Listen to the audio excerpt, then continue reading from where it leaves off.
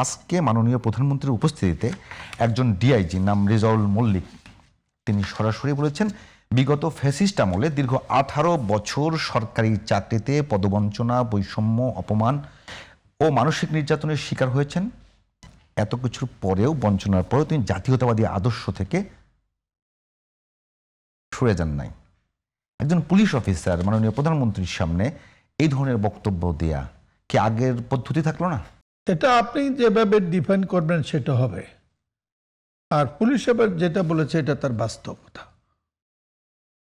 বাস্তবতার বাইরে যে রাজনীতি সেটা তাত্ত্বিক রাজনীতি। কিরকম? বাস্তবতার বাইরে যে রাজনীতি সেটা তাত্ত্বিক রাজনীতি। তথ্যই আছে, বাস্তবে পাওয়া যায় না। যা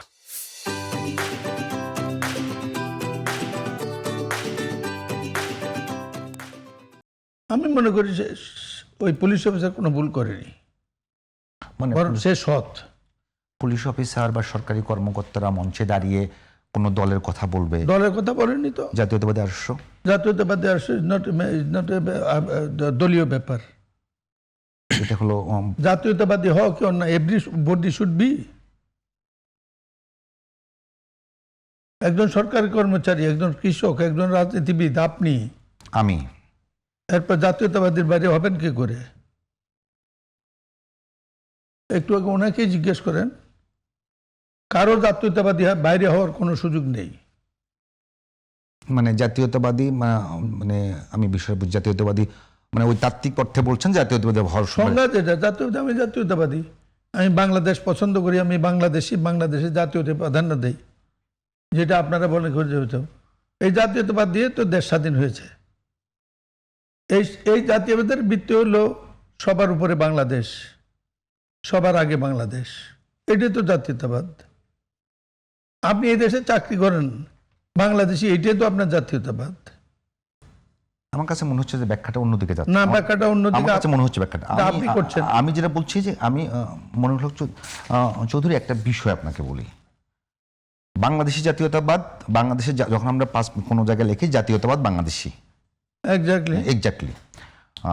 আর দল বিএনপি জাতীয়তাবাদী আদর্শ, আর আওয়ামী লীগের বাঙালি জাতীয়তাবাদ। নো, আপনি এটা বললে আপনার সঙ্গে একই, সবার, হ্যাঁ, সবারই জাতীয়তাবাদী, সবাই বাংলাদেশি জাতীয়তাবাদ বিশ্বাস করে। ওটা আমাদের যেটা পাসপোর্টে লেখা আছে, যেটা আমাদের এনআইডিতে লেখা আছে, এক্স্যাক্টলি। এর মধ্যে কেউ পার্থক্য করে।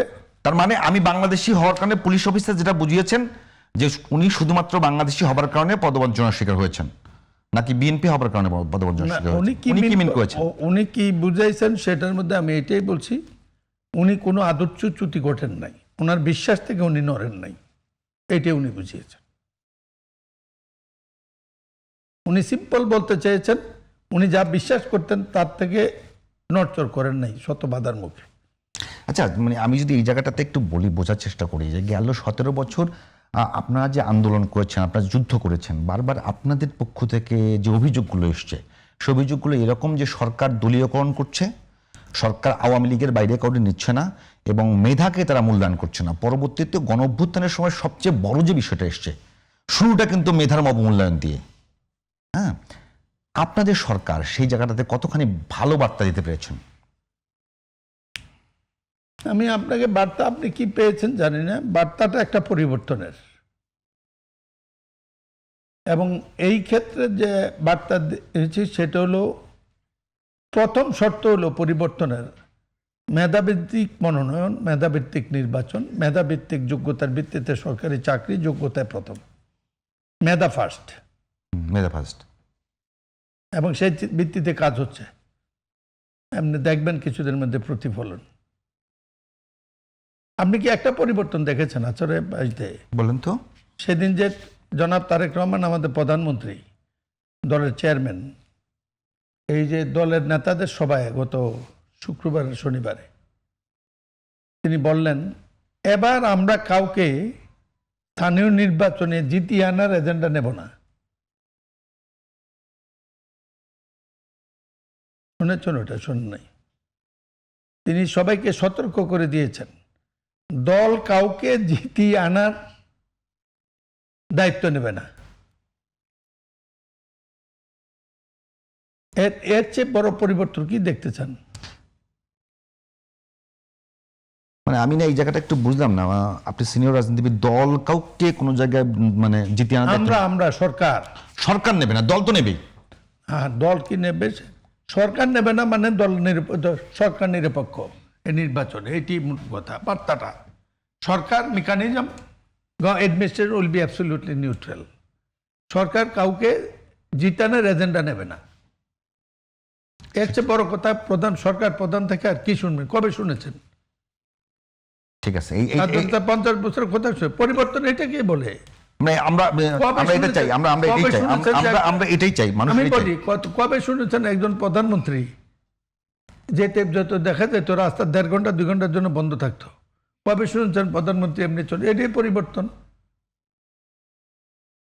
কবে শুনেছেন প্রধানমন্ত্রী হেঁটে চলে যায়? কবে শুনেছেন প্রধানমন্ত্রী শোনা মাত্র এক করে? কবে শুনেছেন ঘূর্ণিঝড় বা বন্যা হওয়ার আগে, হাওরে পানি উঠার আগে রাত্রের মধ্যে সিদ্ধান্ত হয়ে যায় আপনি যান, দেখেন এবং করেন? কবে শুনেছেন চট্টগ্রামে পানি উঠার পরে সাথে সাথে রাত্রের মধ্যে মন্ত্রী গিয়ে সমস্যা চিহ্নিত করে এবং এটি অ্যাড্রেস করা? এটাই পরিবর্তন। তার মানে শুধুমাত্র প্রধানমন্ত্রী তার জায়গাতে তিনি ব্যক্তি জীবনে যে সমস্ত চর্চা করছেন, তিনি সুন্দর একেবারে মিনিমাল জীবনযাপন করেন। তিনি একেবারে, তার বাবাও মিনিমাল জীবনযাপন করতেন, তার মাও করতেন, তার বাবা এক তরকারি দিয়ে খাবার খেতেন, তিনি ওই পরিবারের সন্তান, তাদের এই সুনামটা আছে। ব্যক্তি প্রধানমন্ত্রী তার পরিবর্তন এনে সিস্টেমের কি পরিবর্তন আসবে? চেষ্টা করছেন। আপনি ইচ্ছা করলে একদিন পরিবর্তন করতে পারেন। 2.5 মাসের একটা শিশুকে আপনি যদি তার নতুন করে শোয়া শিখাইতে যান, ইট উইল বি ডেঞ্জারাস।